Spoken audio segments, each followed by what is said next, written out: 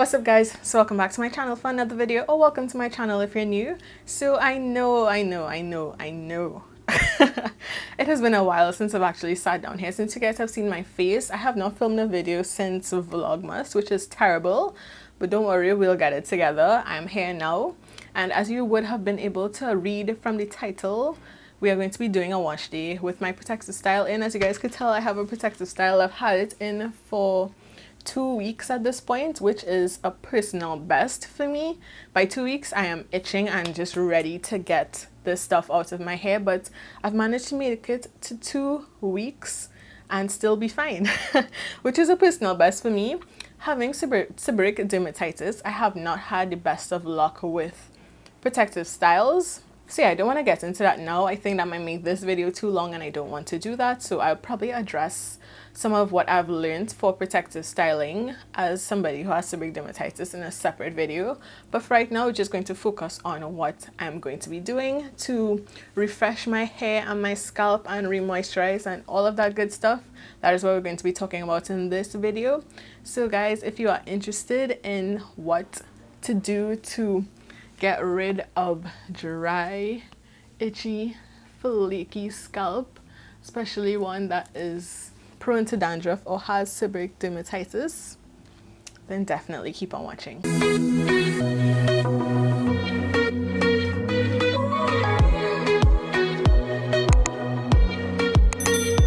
So let me get a little bit closer. As you could see, your girl is having some flaking. It is Christmas up in here all throughout. Well, not all throughout, but like I have a lot of flaking going on. Like if I scratch, there will be flakes coming out, and it actually didn't happen as quickly as it normally would. Like by day 4 or 5, my scalp would be a hot mess and I'll just be ready to take out my protective style.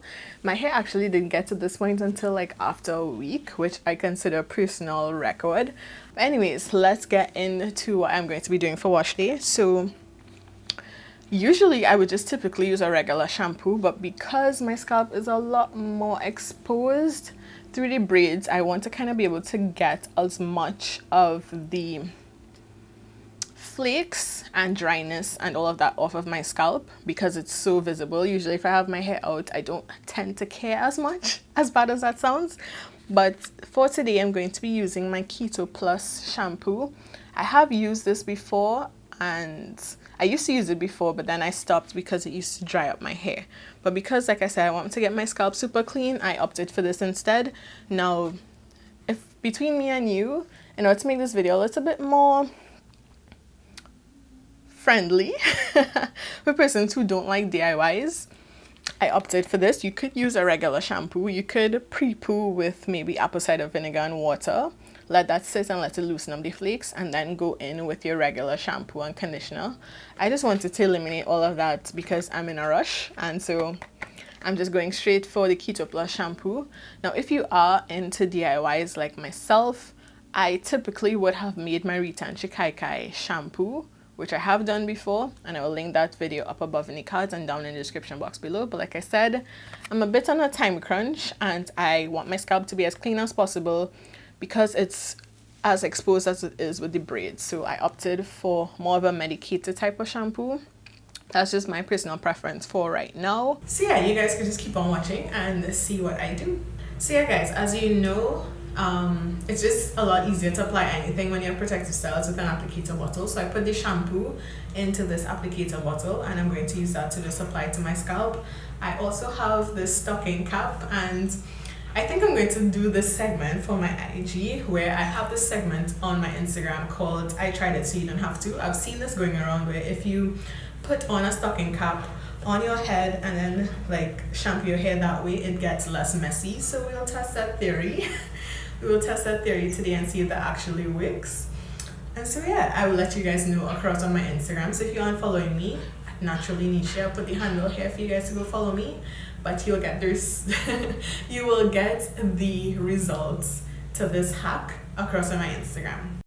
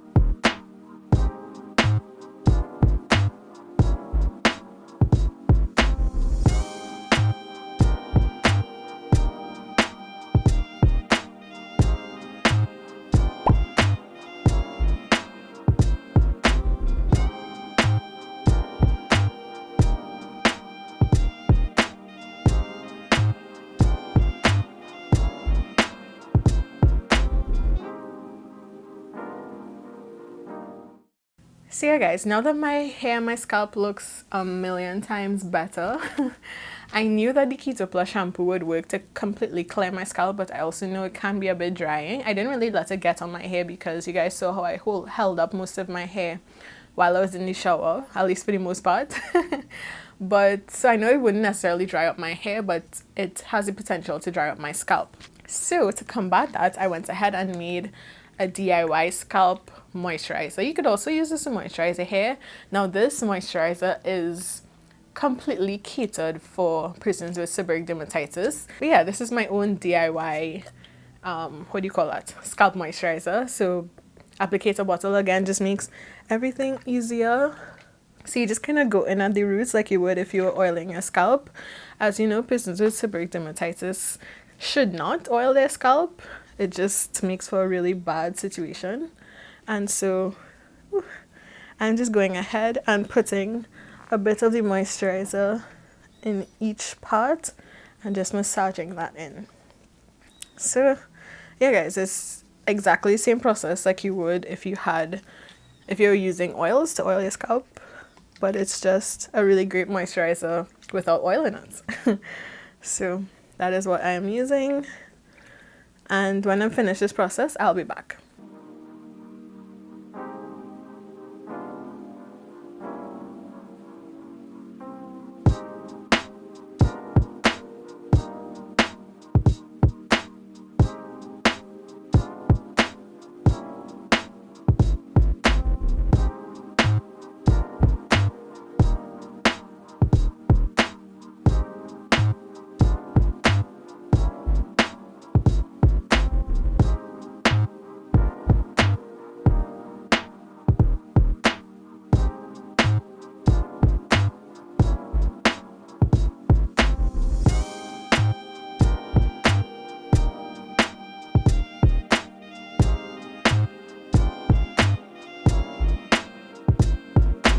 So now that your scalp feels really good, really amazing, you want to go ahead and moisturize the length of your hair. Now it does have water in it, so we know that it was hydrated from the water, but you want to go ahead and add a leave-in conditioner or something that's going to just add a little bit more moisture to hold that water in. And I personally wouldn't use anything too thick that would cause buildup. So I prefer to opt for more of a thin leave-in conditioner I know could soak into the braids and get beyond the braiding hair to my hair.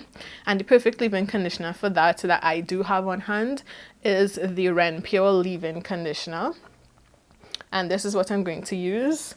As you guys could see here, it is super, it's not very, very runny, but you could see it running down my hand. So that's the perfect consistency for me. I use this when I'm blow drying my hair, generally because it's more of a thin leave-in.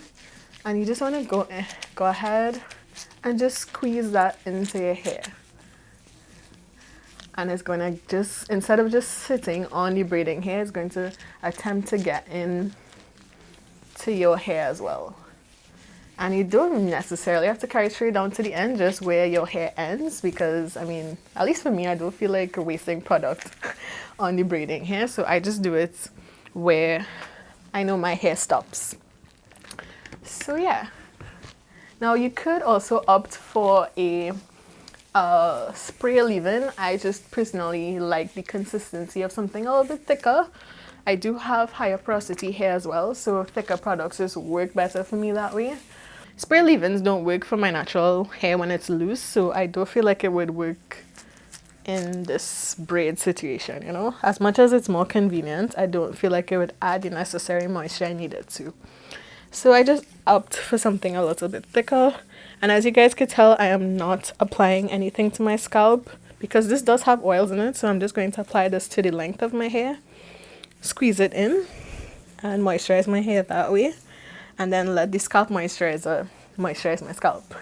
So, and I feel like I might probably do the scalp moisturizer maybe like 2-3 times a week. Nothing crazy. But yeah. This is the last section, guys. So now my hair feels like it has more moisture to it. It smells good from the leave-in conditioner. We are definitely nearing the end of wash day. And if you so desire, I mean, let me come closer. You can kind of tell my hair doesn't really have that much frizz. Like, let me hold it out. My braider did an amazing job at making sure that my hair was very neat to begin with, so I don't really feel like I have to. But if you feel like maybe your protective style is a little bit older, you could go ahead and pump some foam mousse and just kind of spread that along the hair. Let me just show you guys really quickly. I'm not going to do my whole head because I don't feel like I need it at this point, but maybe 3 weeks past I could go ahead and do that. But go ahead, add a little foam mousse, and it's going to just keep some of that frizz down. You just want to work it in until your hair doesn't look white anymore. So yeah, that would be it.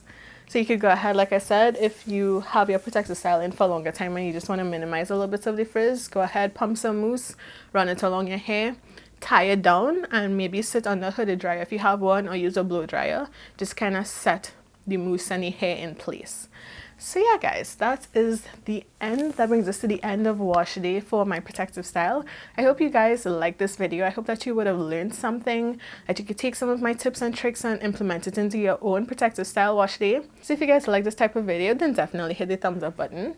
If you have gotten to this point in the video and you are not yet subscribed, sis or sir, you should definitely hit that subscribe button and the notification bell so that you don't miss future uploads. And I thank you guys so much for watching. I'll see you in the very next video.